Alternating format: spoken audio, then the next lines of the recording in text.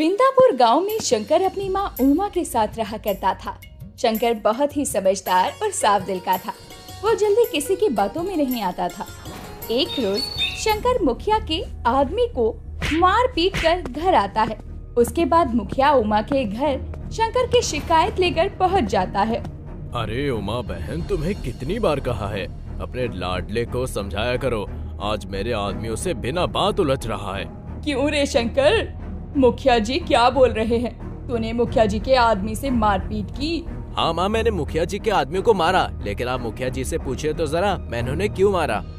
एक तो गलती करता है और ऊपर से जुबान लड़ाता है। इतना कहकर उमा शंकर को एक जोरदार तमाचा मार देती है और शंकर भी वहाँ से चला जाता है। आखिरी बार उमा बहन तुम्हें समझा रहा हूँ, अपने बेटे को सुधार लो। बिना बात मेरे कामों में टांग अड़ाता है और मेरे खिलाफ गांव वालों को भड़काता भी है। मुखिया जी, मैं शंकर को समझाऊंगी। ना जाने वो आवारा लड़कों के साथ रहकर ऐसी गुंडागर्दी और बदमाशी क्यों करने लगा है, वरना मेरा शंकर तो बड़ा सीधा था। मुखिया के जाने के बाद पास खड़ी रजनी ये सारा माजरा देख रही थी। तभी वहाँ वो उमा के पास आती है और उमा को कहती है, अरे उमा बहन, अपने शंकर को क्यों मारा आपने? आपको पता भी है शंकर ने गांव की बिजली की जान बचाई है। ये मुखिया के आदमी बिजली को परेशान कर रहे थे, उसके साथ जोर जबरदस्ती करने की भी कोशिश कर रहे थे। बेचारा शंकर समय पर पहुंचा और उनकी धुलाई कर दी। कहीं तुम शंकर की तरफदारी तो नहीं कर रही? अगर ऐसा है रजनी बहन, तो वो सचमुच बिगड़ गया है। अरे उमा बहन, आपकी सर की कसम खाकर कहती हूँ, शंकर ने तो बेचारी बिजली की इज्जत बचा ली है। मैंने बेचारे को बिना कुछ सुने समझे ही मार दिया। ना जाने कहाँ गुस्से में बैठा होगा। जाती हूँ मैं और उसे ढूंढ के लाती हूँ। अब उमा अपनी बेटे शंकर को ढूंढने गांव में निकलती है तो शंकर कुएं के पास पेड़ के नीचे बैठा था। जैसे तैसे उमा अपने बेटे शंकर को मनाकर घर लेकर आती है।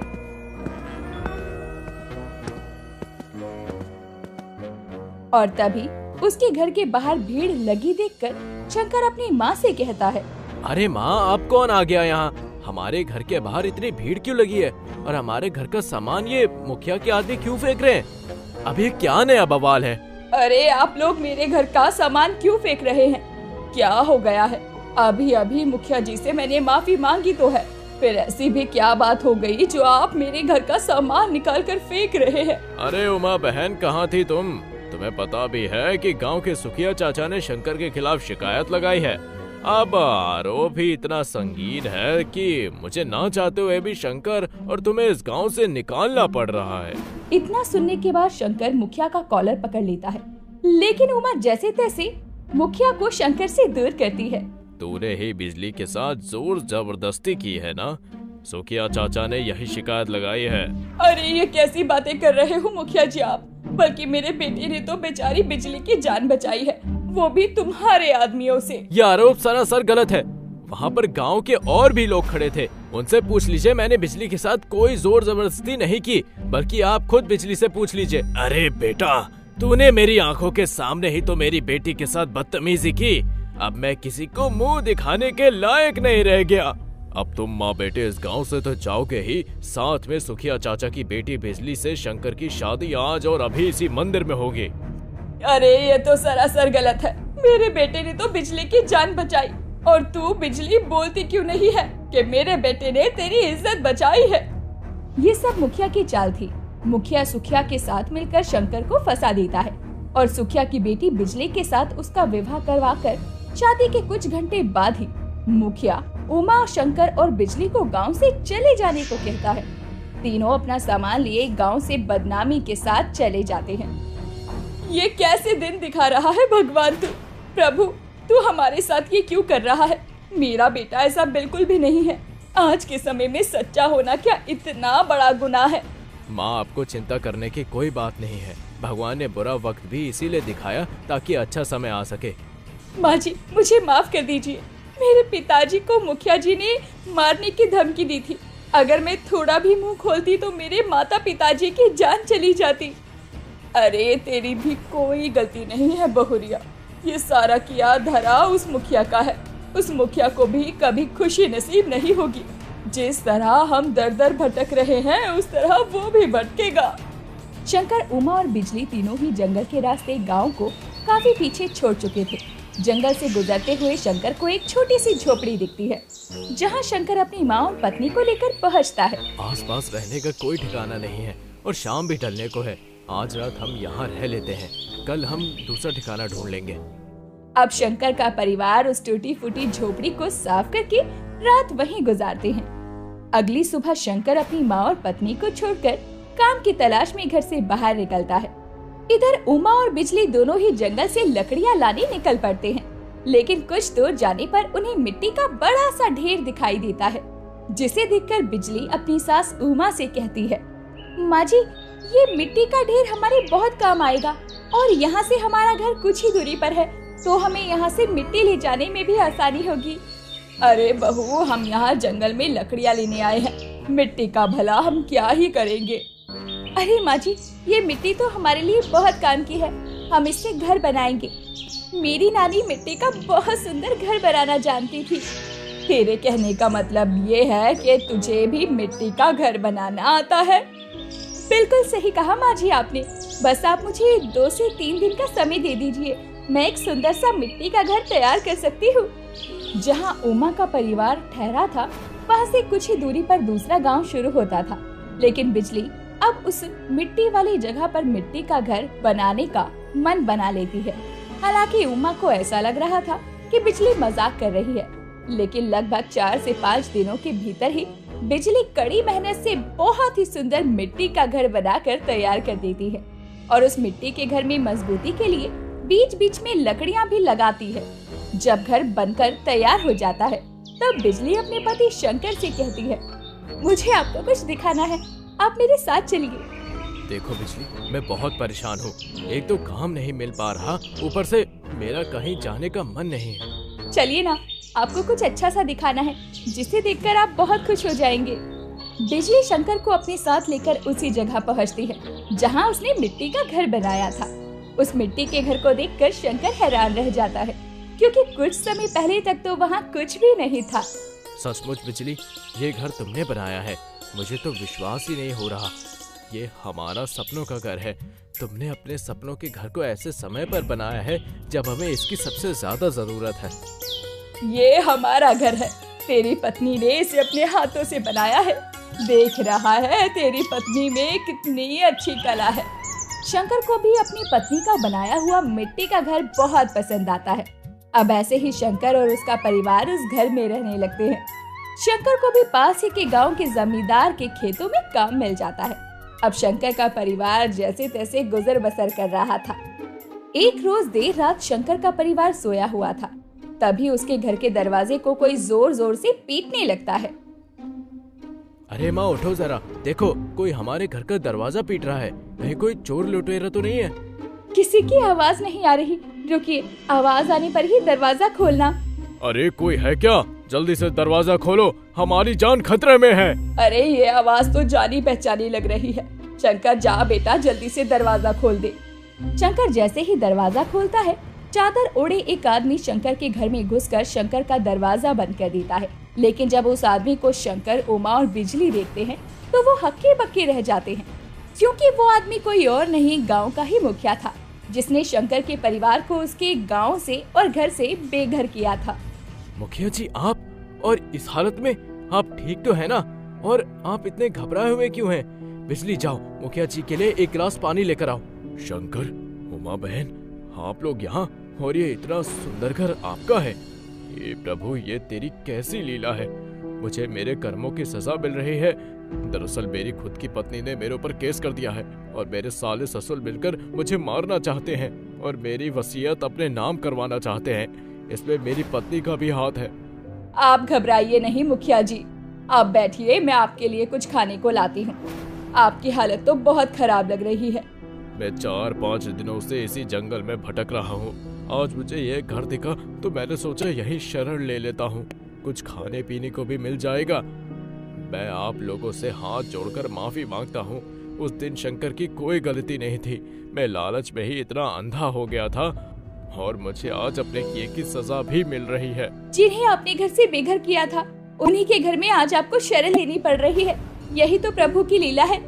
देर से ही सही, लेकिन मुखिया को अपने किए पर बहुत शर्मिंदा होना पड़ता है, क्योंकि मुखिया खुद ही दर दर की ठोकरें खा रहा था, वो भी अपनी पत्नी और परिवार की वजह से। वो आज महलों में रहने वाला मुखिया जंगलों में भटक रहा था और एक मिट्टी का घर उसे सहारा देता है। जोधपुर गांव में दीनानाथ अपनी पत्नी भावना के साथ रहा करता था।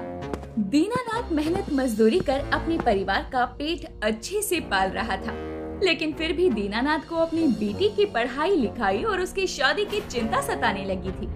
हालांकि अभी दीनानाथ की बेटी महज 6 साल की थी, लेकिन एक बाप का अपनी बेटी के भविष्य की चिंता करना तो बनता ही था।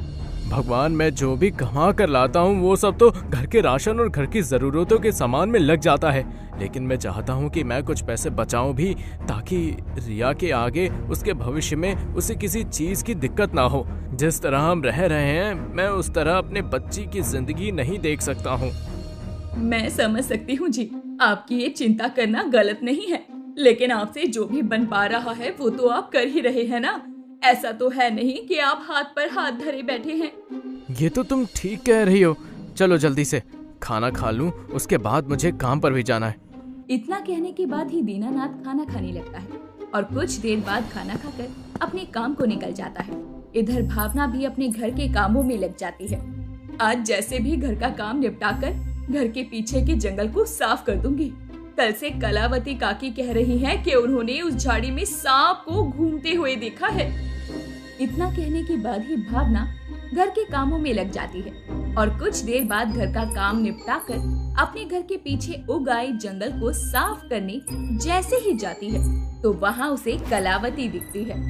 अरे भावना बहू, अच्छा हुआ जो मुझे तू दिख गई। मैं तो तुझे यही कहने आ रही थी कि इस जंगल को साफ कर दे। सुबह भी केशव ने इसमें सांप घुसता हुआ देखा था। अरे काकी, मैं तो आपके ही कहने पर घर का जल्दी जल्दी काम निपटा कर आई हूँ ताकि ये जंगल साफ कर दूं। मुझे भी घर के कामों से फुर्सत ही कहाँ मिलती है जो मैं ये सब करूँ। तो ही कह रही है बहू, घर का काम ही इतना हो जाता है। चलो बहू, मैं चलती हूँ, थोड़ा आराम कर लूँ। अब इस बूढ़े शरीर में ताकत ही कहाँ बची है। हाँ काकी, बुढ़ापे का शरीर तो होता ही ऐसा है। बुढ़ापा आते ही 75 तरह की बीमारियां शुरू हो जाती है, वो भी अच्छे खासे शरीर को। कलावती तो वहाँ से चली जाती है, लेकिन भावना अपने घर के पीछे उगाए जंगल को साफ करने लगती है। लेकिन तभी उसे बहुत सारे कद्दू के बेल दिखते हैं, जिसमें काफी सारे कद्दू लटक रहे थे, जिसके बारे में अभी किसी को भी नहीं पता था। अरे वाह, कितने बड़े बड़े कद्दू हैं इस जंगल में, और ये बेल खुद ब खुद यहाँ आ गई है। हो सकता है किसी ने इस सड़े कद्दू को फेंका हो और उसके बीज यहाँ पनप गए हो। जो भी हो, कद्दू के बेल तो कई सारे हैं और उनसे कद्दू भी काफी सारे निकल आए हैं। चलो, इसी बहाने इसकी सब्जियाँ खाने को तो मिल जाएगी। भावना अब अपने घर के पीछे के जंगल को साफ तो कर देती है, लेकिन जाने अनजाने में उगाए कद्दू के बेलों को अच्छे से पानी देती है। और देर शाम दीनानाथ काम से लौट कर आता है तो भावना अपने पति को खाना देती हुई कहती है, अजी आपको पता है ये कद्दू की सब्जी अपने खेतों की है। अरे भावना, क्यों अपने और मेरे गरीबी का मजाक बना रही हो? अपने पास रहने के लिए ये टूटा फूटा घर ही काफी नहीं है, और तुम बोल तो ऐसे रही हो जैसे तुम्हारे पिताजी ने दहेज में मुझे 20 एकड़ की जमीन दी हो। हाँ हाँ, क्यों नहीं। अगर मेरे पिताजी इतने अमीर होते कि वो लड़के को दहेज में 20 एकड़ की जमीन देते तो वो मेरी शादी किसी राजकुमार से करते, आप जैसे फकीर चंद से नहीं। सपने देखना अच्छी बात है, लेकिन औकात से ज्यादा नहीं। तो सपने में खाने से ज्यादा एक बार तुम अपने मजदूर पति की तरफ भी देख लो, फिर तुम राजकुमार का नाम भी नहीं लोगी। कभी कभी आप भी अकलमंदी वाली बातें कर देती हो। यार ये सब छोड़िए, ये कद्दू अपने घर के पीछे जो थोड़ी सी जमीन है पाँव पसारने वाली, अरे उसी में से आए हैं। वहाँ पर कद्दू की बेल लगी है। हाँ ठीक है, एक आध कद्दू निकल आए तो उसकी सब्जी बना लिया करना। एक आध कद्दू? अरे कद्दू तो इतने लदे हुए हैं कि 2-4 बेलों पर ही बहुत सारे कद्दू हैं, जैसे हमने अपने हाथों से कद्दूओं की खेती की हो। और उन बेलों में कम से कम 25 से 30 कद्दू लगे होंगे। जो मुझे जंगल हटाने पर दिखे। अरे बाप रे, क्या बात है। फिर तो लगता है कि इसे हम बेचकर अच्छे पैसे कमा लेंगे। हाँ, ये तो आप बिल्कुल ठीक कह रहे हैं। मैं तो कहती हूँ इसमें अगर हम थोड़ा खाद पानी डालते हैं तो और भी ज्यादा कद्दू आ सकते हैं।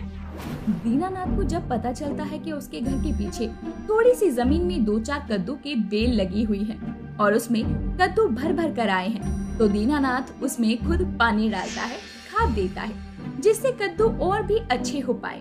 ऐसे ही समय बीत रहा था। दीनानाथ उसमें से कई सारे कद्दू बेच भी चुका था और कई कद्दू की भावना सब्जी भी बना चुकी थी। लेकिन अब भीषण गर्मी के कारण कद्दू सड़ने शुरू हो गए थे।